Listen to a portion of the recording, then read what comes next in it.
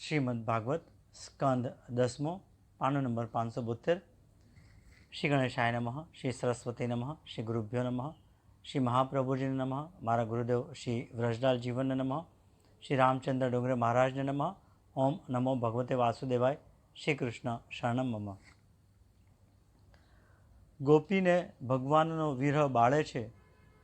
આપણી એ કરુણતા છે કે આ જીવ ભગવાનના વિરહમાં સંસાર સુખમાં રમે છે। સંસારના સર્વ ભોગ રોગ સમાન છે। મારે પરમાનંદ રૂપ પરમાત્માને મળવું છે। શ્રી કૃષ્ણના દર્શનથી એને હવે તૃપ્તિ નથી। દર્શનમાં દ્વૈત છે। ગોપીઓને પરમાત્મા સાથે હવે એક થવું છે। ગોવર્ધન લીલામાં શ્રી કૃષ્ણના દર્શન થયા ત્યારથી ગોપીઓમાં પ્રેમનું બીજારોપણ થયું હતું। તે પછી કનૈયાની વાંસળી સાંભળે છે। પ્રેમનો આરંભ દ્વૈતથી થાય છે। પ્રેયસી અને પ્રિયતમ જુદા હોય છે પણ અદ્વૈત આવે છે। પ્રેમ દહાડે દહાડે વધે છે ત્યારે પ્રિયતમ સાથે એક થવાની ઈચ્છા થાય છે। અદ્વૈતની ઈચ્છા થાય છે। હું મટીને તું થવું એ પ્રેમ। અનેકવાર સાસુ ગોપીને જવા દેતા નહીં। ગોપી વ્યાકુળ થાય એટલે કનૈયો ત્યાં રસોડામાં પ્રગટ થાય છે। જીવ અતિ આતુર થાય ત્યારે ઈશ્વર મળે છે। ગોપીઓનો પ્રેમ ધીરે ધીરે વધે છે। મારે શ્રી કૃષ્ણને મળવું છે।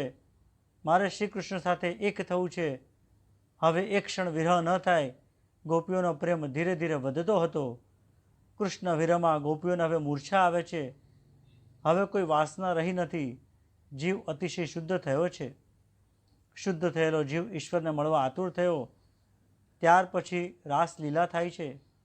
પોતાના બાળ મિત્રોને શ્રી કૃષ્ણે કહી રાખ્યું હતું કે કોઈને મૂર્છા આવે તો મને બોલાવજો।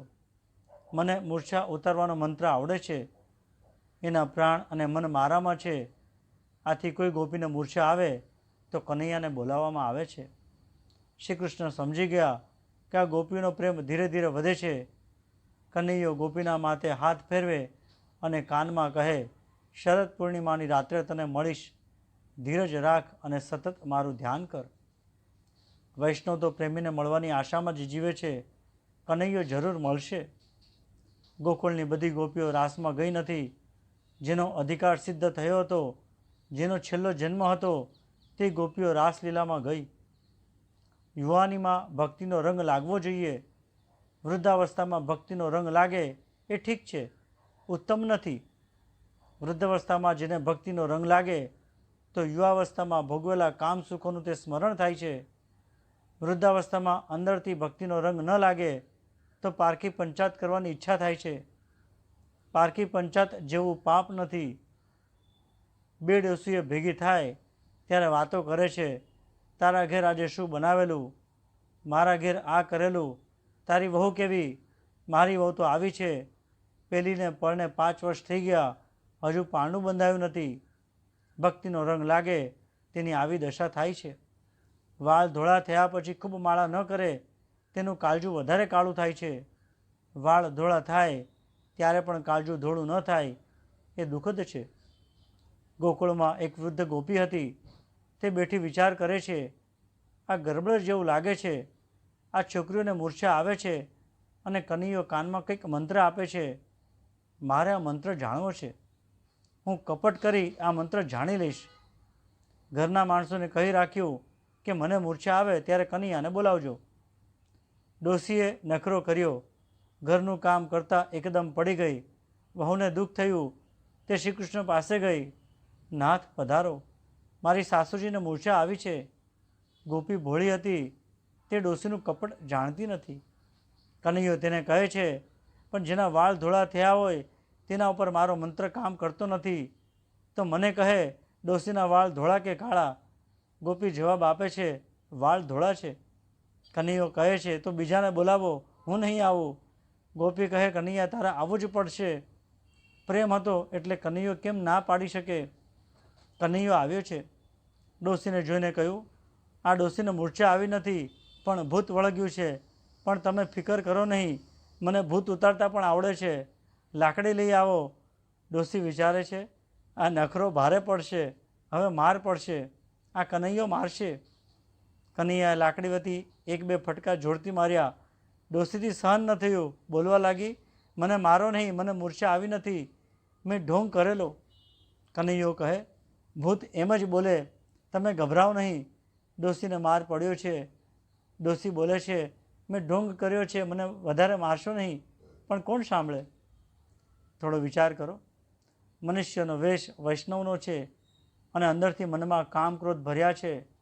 મનુષ્ય અંદરથી કંચન અને કામિનીમાં ફસાયેલો રહે છે અને બહારથી ભક્ત હોવાનો ડોળ કરે છે.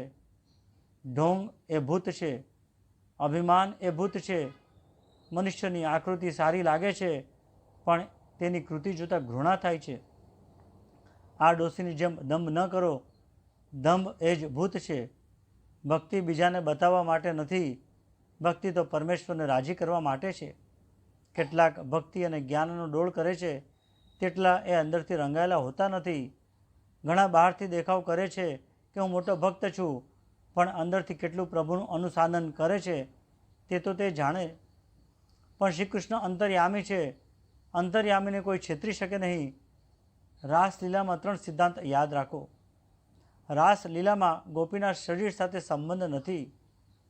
આમાં લૌકિક કામ નથી. આ સ્ત્રી પુરુષનું મિલન નથી. આ જીવ ઈશ્વરનું મિલન છે. શુદ્ધ જીવનો બ્રહ્મ સાથે વિલાસ, તે જ રાસ. શુદ્ધ જીવ એટલે માયાના આવરણ રહિત એવો જીવ. આ જીવ અને બ્રહ્મનું મિલન છે. સુખદેવજીએ કહ્યું છે કે આ લીલાનું અનુકરણ કરશો નહીં. આ લીલા ચિંતનીય છે, અનુકરણીય નથી. એ તો સર્વવિદિત છે કે શૃંગાર રસ અને કરુણ રસ એકતાનતા કરવા માટેના પ્રધાન રસ છે. પતિના વિયોગમાં જેવી રીતે પત્નીના પ્રાણ ઝૂરે છે, તે પ્રમાણે ઈશ્વરના વિયોગમાં જીવના પ્રાણ કેવી રીતે ઝૂરે છે એ બતાવવાનો રાસલીલાનો હેતુ છે.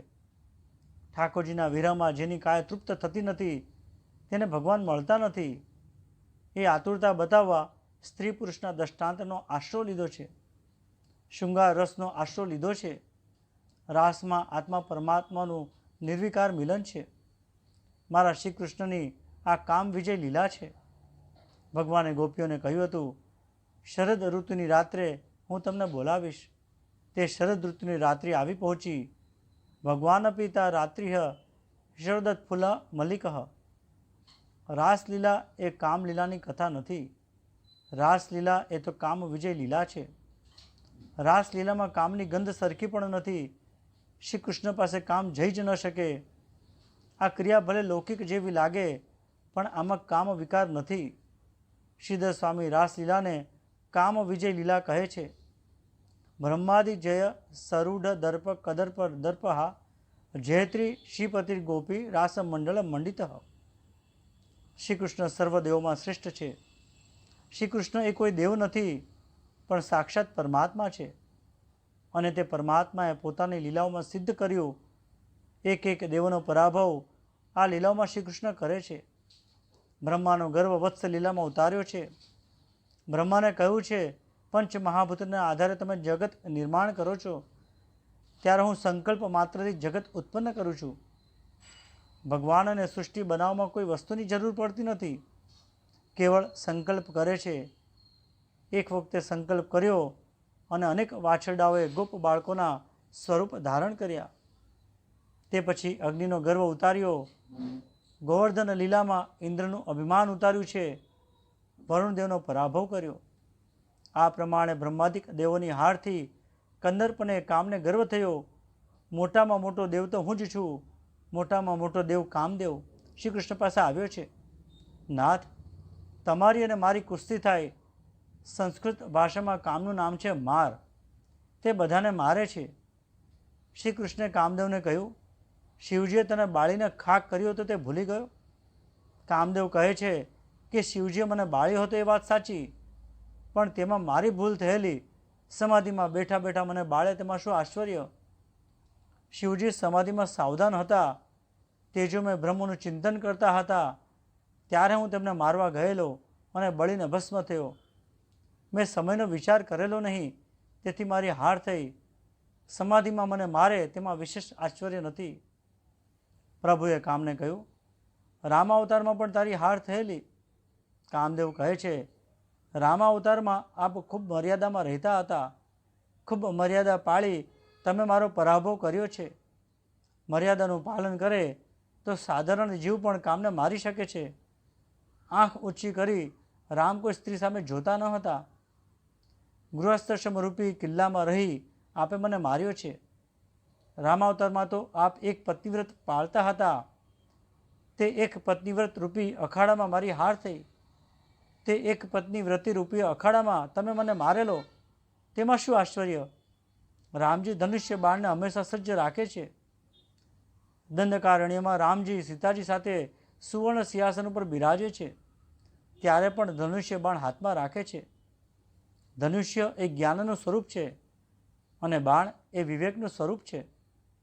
જ્ઞાન અને વિવેકને હંમેશા સજ્જ રાખજો, નહીંતર રાવણ કામ માથે ચડી બેસશે. શ્રી કૃષ્ણ કામને કહે છે, બોલ તો હવે તારી શી ઈચ્છા છે? કામદેવ કહે છે, મર્યાદામાં રહી આપે મને હરાવ્યો, પણ મારા મનમાં વસવસો રહી ગયો છે. હવે આ કૃષ્ણ અવતારમાં કોઈ મર્યાદા ન રાખો. સર્વ પ્રકારની મર્યાદા છોડી વૃંદાવનમાં અનેક સ્ત્રીઓ સાથે આપ વિહાર કરો અને હું તમને બાણ મારું, તેમ છતાં જો તમે નિર્વિકાર રહો તો તમારી જીત અને કામાધીન બનો તો મારી જીત. આપ નિર્વિકાર રહો તો તમે ઈશ્વર અને મને કામને આધીન બનો તો પછી હું ઈશ્વર. કૃષ્ણાવતારમાં શ્રી કૃષ્ણ પુષ્ટિ પુરુષોત્તમ છે. રામાવતારમાં શરીરથી તો નહીં પણ મનથી પણ કોઈને સ્પર્શ કર્યો નથી. મનથી કોઈને સ્પર્શ કરે એ પણ પાપ છે.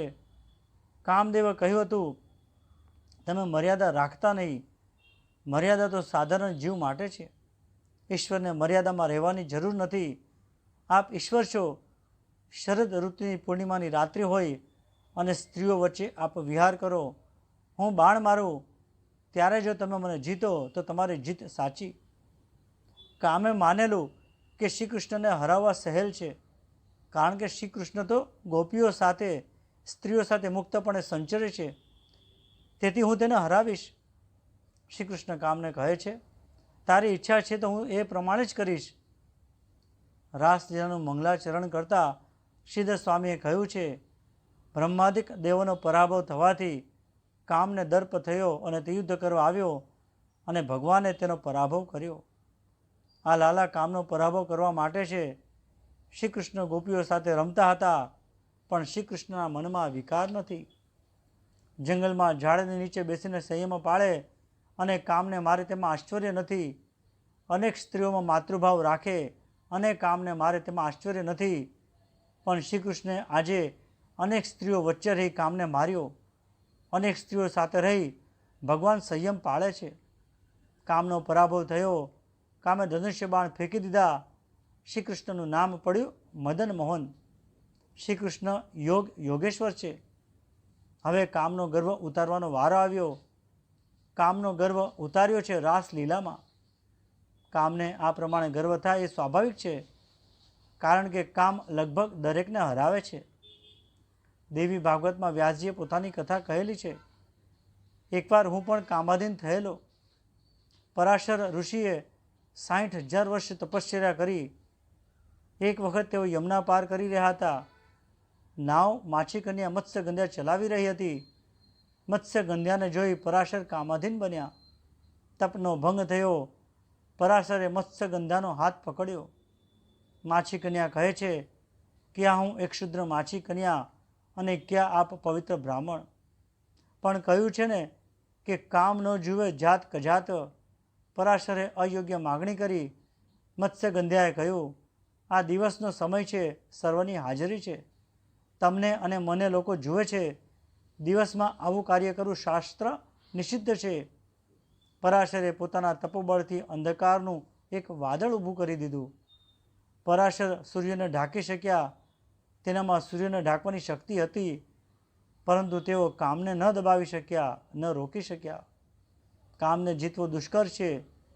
કામનો માર ખાય, કામને આધીન થાય તે જીવ, કામને મારે, તેને સ્વાધીન કરે છે તે ઈશ્વર.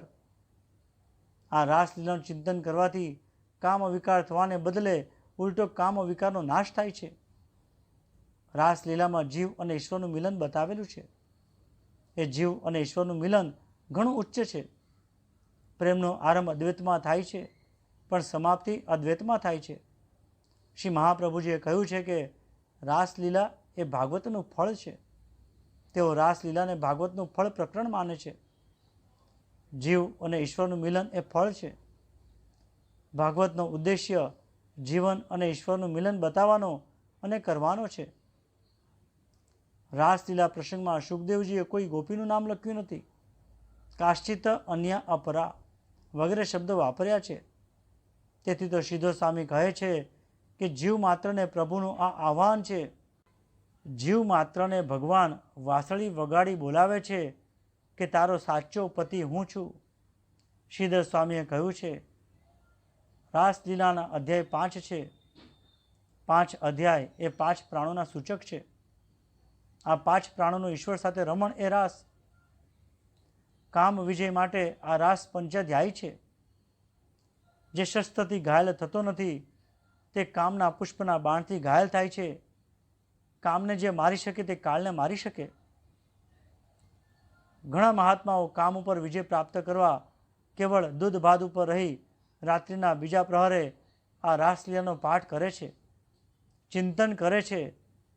હું વૃંદાવનમાં છું, મંડળની મધ્યમાં રાધા કૃષ્ણ છે, કૃષ્ણના હાથમાં વાંસળી છે, રાધાજીને ખભે કૃષ્ણનો એક હાથ છે, એક એક રાધા સાથે એક એક કૃષ્ણ છે. આ લીલાનું ચિંતન કરશો તો પણ કામનો વિનાશ થશે. કામ પજવે છે વિશેષ રાત્રિના બીજા પ્રહરે.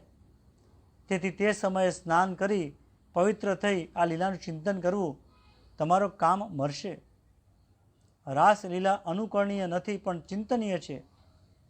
રાસલીલાનું ચિંતન કરવાથી કામનો નાશ થાય છે. વેણુ ગીતની વાંસળી સર્વને પશુ પક્ષી નદી વગેરેને સંભળાય, પરંતુ રાસલીલાની વાંસળી જે જેઓ ઈશ્વર મિલન માટે આતુર છે તેવી ગોપીઓને જ સંભળાય. રાસલીલાની વાંસળી જુદી છે, તે અધિકારી ગોપી અધિકારી જીવ જ સાંભળી શકે. નિશમ્ય ગીતમ તદનર ગોવર્ધન વજ્રસ્ત્રીય કૃષ્ણ ગ્રહિત માનસ. શ્રી કૃષ્ણ વડે જેઓનું ચિંતન હરાયેલું હતું તેવી વ્રજની સ્ત્રીઓ આ વાંસળી સાંભળીને આતુરતાપૂર્વક શ્રી કૃષ્ણને મળવા માટે દોડવા લાગી. ગોપીઓ પોતાના સાંસારિક કામોને પડતા મૂકીને મળવા માટે દોડે છે. આજે પ્રભુ મિલનની એમને એટલી આતુરતા હતી કે તેને પોતાના દેહનું ભાન નથી. તે બીજી ગોપીઓને પણ બોલાવવા ઊભી રહી નથી કે બોલાવતી નથી. જે ગોપીનું નામ દઈશ વાંસળીમાં બોલાવે તે ગોપી આ વાંસળી સાંભળે છે. ગોપીઓની આતુરતા કેવી છે તે જોઈએ. વાંસળીનો અવાજ સાંભળીને જે ગોપીઓ ગાયો દોહતી હતી તેઓ અત્યંત ઉત્સુકતાવશ ગાયો દોવાનું છોડીને દોડવા લાગી. તેઓની તન્મયતા કેવી હતી! કેટલીક વસ્ત્રો તથા અલંકારો આડાવડા પહેરી કૃષ્ણની પાસે પહોંચવા માટે જવા લાગી. દેહાધ્યાસ જાય ત્યારે આવી સ્થિતિ થાય છે. એક ગોપી શૃંગાર કરતી હતી, ત્યાં કનૈયાની વાંસળીનો અવાજ તેને સાંભળ્યો. તે શુદ્ધ બુદ્ધ ભૂલી ચંદ્રહાર ગળામાં પહેરવાને બદલે હાથમાં પહેરી લીધો. એક તો ઘરમાં લીપવાનું કામ કરતી હતી અને તેના હાથ છાણથી ખરડાયેલા હતા. તે હાથ ધોયા વગર કૃષ્ણને મળવા દોડવા લાગી. રાસલીલામાં જો લૌકિક કામની વાત હોય તો ગોપી શૃંગાર કરી દર્પણમાં જોઈ હવે હું સુંદર લાગુ છું તેની ખાતરી કરી શ્રી કૃષ્ણ પાસે જાય. પરંતુ સુખદેવજીએ વર્ણન કરેલું છે લિંપંત્ય પ્રમુજસ્ત્યો ન્યાહ. કેટલીક લીપતી હતી તે લીપવાનું કામ પડતું મૂકીને દોડી. હાથો છાણથી ખરડાયેલા હતા તો પણ હાથ ધોયા વગર તેવીને તેવી જ સ્થિતિમાં કૃષ્ણને મળવા દોડી. ગોપીઓ છાણ વડે ખરડાયેલા હાથ ધોયા વગર શ્રી કૃષ્ણ પાસે જાય છે. આ બતાવે છે કે આ લૌકિક કામની વાત નથી. ઈશ્વરને મળવા માટે આવી આતુરતા જોઈએ. કેવી આતુરતા તે ઉપર દ્રષ્ટાંત જોઈએ. રામકૃષ્ણ પરમહંસ આ દ્રષ્ટાંત હંમેશા આપતા. એક શિષ્યે પોતાના ગુરુને પૂછ્યું, ઈશ્વરને માટે કેવી જિજ્ઞાસા જોઈએ, ઈશ્વરને પ્રાપ્ત કરવા કેવી વ્યાકુળતા જોઈએ. ગુરુએ કહ્યું, એ શબ્દનો વિષય નથી. શબ્દથી તેનું વર્ણન થઈ શકે નહીં. એ અનુભવનો વિષય છે. અનુભવથી એ સમજાય. રામ બાણ વાગ્યા હોય તે જાણે. હું કોઈ પ્રસંગ મળશે ત્યારે તને આ વાત સમજાવીશ. એક દિવસ ગુરુ શિષ્ય નદીએ સ્નાન કરવા ગયા. શિષ્ય જેવી જળમાં ડૂબકી મારી એટલે ગુરુએ તેનું મસ્તક જળમાં પકડીને અંદર દબાવી દીધું. શ્વાસ વગર શિષ્યનો જીવ મૂંઝાવા લાગ્યો. તે તરફડિયા મારવા લાગ્યો. એકદમ વ્યાકુલ થઈ તે ખૂબ તરફડિયા મારવા લાગ્યો એટલે ગુરુએ તેને છોડ્યો. શિષ્ય બહાર નીકળ્યો એટલે ગુરુએ પૂછ્યું, કેમ? પ્રાણવાયુ હવા વગર તારા પ્રાણ કેવા અકળાતા હતા? શિષ્ય કહે, પ્રાણ અકળાવાની વાત જવા દો, મને તો લાગ્યું કે હમણાં જ મારા પ્રાણ હવા વગર છૂટી જશે. ગુરુએ કહ્યું કે હવે તને સમજાયું ને, ઈશ્વરને માટે પણ આવો જ તરફડાટ, આવી જ વ્યાકુલતા, આવો જ તલસાટ થવો જોઈએ, તો તે મળે અને દર્શન આપે. આતુરતા વગર ઈશ્વર મળતા નથી. મીરાબાઈએ કહ્યું છે તેમ, તુમ દેખ્યા બિન કલન પડત, હૈ તડપ તડપ જીવ જાસી. આ સાધારણ સ્ત્રીની કથા નથી. આ દેહભાન ભૂલે સ્ત્રીની કથા છે. દેહાધ્યાસ નષ્ટ થયા પછી પ્રભુની ચિન્મય લીલામાં પ્રવેશ મળે છે. ગોપીઓને સગા સંબંધીઓ અટકાવવા લાગ્યા, પણ તેઓ અટકી નહીં, કારણ કે તેઓનું મન મનમોહને હરી લીધું હતું. સુરદાસના શબ્દોમાં કહીએ તો, મોહન મન મોહી લિયો લલિત બેનુ બજાયરી, મુરલી ધુની શ્રવણ સુનત બિબસ ભઈ માયરી, લોક લાજ કુલ કી મર્યાદા વિસરાયરી, ઘર ઘર ઉપહાસ સુનત નેકુના લજાયરી, જપ તપ વેદ અરુ પુરાણ કચ્છના સુહાયરી, સુરદાસ પ્રભુ કી લીલા નિગમનેતી ગાયરી. ગોપી એ હૃદયનો શુદ્ધ ભાવ છે. ગોભિહ ઇન્દ્રિય ભક્તિસરમ પીબતી ઇતિ ગોપી. ઇન્દ્રિયો દ્વારા ભક્તિરસનું પાન કરે તે ગોપી. ઘરમાં રહી ભક્તિ કરવી કઠણ છે. પોતાની સ્ત્રીમાં પણ માતૃભાવ રાખતા આવડે તો ઘરમાં રહીને ભક્તિ થાય. ભક્તિમાં તન્મયતા આવે છે. પછી હું પુરુષ છું કે સ્ત્રી તેનું પણ ભાન રહેતું નથી. દર્શન કરતાં સ્ત્રીત્વ અને પુરુષત્વનું ભાન ભૂલે એ ગોપી છે. સ્ત્રીત્વ અને પુરુષત્વનું ભાન જ્યાં સુધી છે ત્યાં સુધી કામ મનમાંથી જતો નથી. આ ગોપીઓ કોણ હતી? ઋષિ મુનિઓ બ્રહ્મચિંતન કરતાં થાકી ગયા, પણ મનમાંથી કામ ન ગયો, તેથી તે કામ ઈશ્વરને અર્પણ કરવા બધા ઋષિઓ વ્રજમાં ગોપીઓ થઈને આવેલા. ગોપીઓમાં કેટલીક સાધન સિદ્ધિ ગોપીઓ હતી, કેટલીક ઋષિરૂપા ગોપીઓ હતી, કેટલીક શ્રુતિરૂપા ગોપીઓ હતી, કેટલીક સ્વયં સિદ્ધા હતી, ત્યારે કેટલીક અન્ય પૂર્વા અને કેટલીક અનન્ય પૂર્વા ગોપી હતી. અનન્ય પૂર્વા ગોપીઓ સંસારનો ભોગ ભોગવ્યા વિના જેને વૈરાગ્ય આવ્યું છે તેવી. કેવલ ઝાડના પાંદડા ખાનાર ઋષિઓને કામ ત્રાસ આપે તો લુલીના લાડ લડાવનારાનું શું થતું હશે? ઋષિઓ તપશ્ચર્યા કરી, યોગ સાધના કરી કંટાળી ગયેલા, તેથી પોતાનું કામ શ્રી કૃષ્ણને અર્પણ કરવા ગોપીઓ થઈને આવેલા. ઈશ્વરને અર્પણ કરેલો કામ નિષ્કામ બને છે. પરાશર મુનિ સૂર્યને ઢાંકી શક્યા, પણ કામને ન દબાવી શક્યા. મનુષ્યનો મોટામાં મોટો શત્રુ કામ છે. તેમાંથી બીજા દુર્ગુણો ઉત્પન્ન થાય છે. કામાત ક્રોધર બીજાયતે ક્રોધાત ભવતી સમોહ. અને છેવટે તેનું પરિણામ બુદ્ધિનાશમાં આવે છે. ઈશ્વરને જો કામ અર્પણ થાય તો તેમાં મળી જાય. ઈશ્વરમાં મળી ગયેલા કામનું બીજ રહેતું નથી, એટલે ફરીથી તે અંકુરિત થઈ શકતો નથી. સંસારના સર્વ સાંસારિક સુખોને મનથી ત્યાગ કરી ઈશ્વરને માટે વ્યાકુલતા ગોપીઓની જેમ જે નીકળી પડે છે તે ધન્ય. તેથી તો ભગવાન ગોપીઓનું સ્વાગત કરે છે અને કહે છે, મહાભાગ્યશાળી સ્ત્રીઓ આવો. સ્વાગતમ વો મહાભાગઃ. ભાગવતકાર ગોપીઓને મહાભાગ્યશાળી એમ સંબોધન કરે છે. નારદજી ભક્તિ સૂત્રમાં ગોપીનું દૃષ્ટાંત આપે છે. યથા વ્રજ ગોપિકા નામ. આ બતાવે છે કે ગોપીઓ કોઈ સામાન્ય રખડતી સ્ત્રીઓ નથી, તેઓ મહાન ભગવત ભક્તો છે. ભગવાને એક એક ગોપીને કહ્યું, ગોપીઓ તમે મહાન ભાગ્યશાળી છો. ભગવાને ગોપીઓને બહુ મોટું સંબોધન કર્યું છે. ગોપીઓને મહાભાગા સંબોધન આપ્યું છે. મોટરમાં ફરે કે વિમાનમાં ફરે તે ભાગ્યશાળી નથી. બંગલામાં રહેનારો પણ ભાગ્યશાળી શાનો? જેને માથે કાળ છે, મૃત્યુ છે, એ ભાગ્યશાળી શાના? જેને કાળની બીક લાગતી નથી એ ભાગ્યશાળી છે. સંસારના સર્વ વિષયો છોડી પ્રભુ પ્રેમ માટે દોડે એ જ ભાગ્યશાળી. પરમાત્માના પ્રેમમાં પાગલ થઈ પરમાત્માને મળવા દોડે છે એ ભાગ્યશાળી છે. મહાભાગ્યશાળી કોણ? જે મનુષ્ય ઈશ્વરને મળવા માટે અતિ વ્યાકુલ થયો હોય તે, અને તેથી જ આ બંસીનાદ અધિકારી જીવોને, અધિકારી ગોપીઓને જ સંભળાયો, બીજાને નહીં. બંસીનો વેણુનાદ સર્વને સંભળાયો હતો. આ સંસારના વિષયો ભોગવ્યા છતાં કોઈ દિવસ તૃપ્તિ થતી નથી. હવે નિશ્ચય કરો, મારે એક ઈશ્વરને જ મળવું છે. સંસાર સુખ એ મહાદુઃખ છે. એની જેને ખાતરી થઈ છે, એ સુખને જેને છોડ્યું છે, તેને ભગવાન અપનાવે છે. પ્રભુ પ્રેમમાં જે પાગલ બને તે ભાગ્યશાળી છે. પરમાત્મા આવા જીવનું સ્વાગત કરે છે. શ્રી કૃષ્ણ ગોપીઓને પૂછે છે, કેમ દોડતા આવ્યા છો? વ્રજ ઉપર કાંઈ આફત તો આવી નથી ને? બતાવો, તમને પ્રસન્ન કરવા માટે હું કયું કામ કરું? વ્રજમાં સર્વ કુશળ છે ને?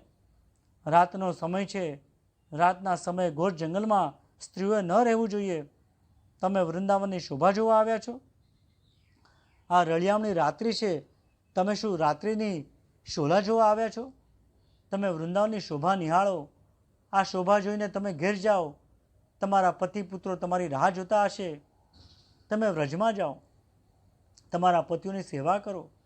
તમારા સંતાનોનું પાલન પોષણ કરો. અંતર્મુખ દ્રષ્ટિ કરી જીવ ભગવાનનું ધ્યાન કરે છે, ત્યારે ભગવાન કહે છે, તું મારી પાસે શું કામ આવે છે? તું સંસારમાં જ રત રહે, તે તને સુખ આપશે. મારી પાસે સુખ નથી. હું સુખ આપતો નથી, હું તો આનંદ આપું છું. તમારા પતિ બાંધવો તમારી રાહ જોતા હશે. તમારા પતિ સુખ આપશે. તમે પાછા જાઓ. એક અર્થ નીકળે છે કે તમે ઘેર જાઓ. બીજો અર્થ નીકળે છે કે જે જીવ મારા સ્વરૂપમાં મળી જાય તે પછી ઘેર જઈ શકતો નથી.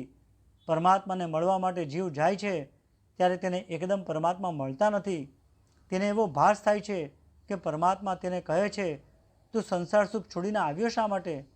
જા, સંસારમાં જ સુખ છે.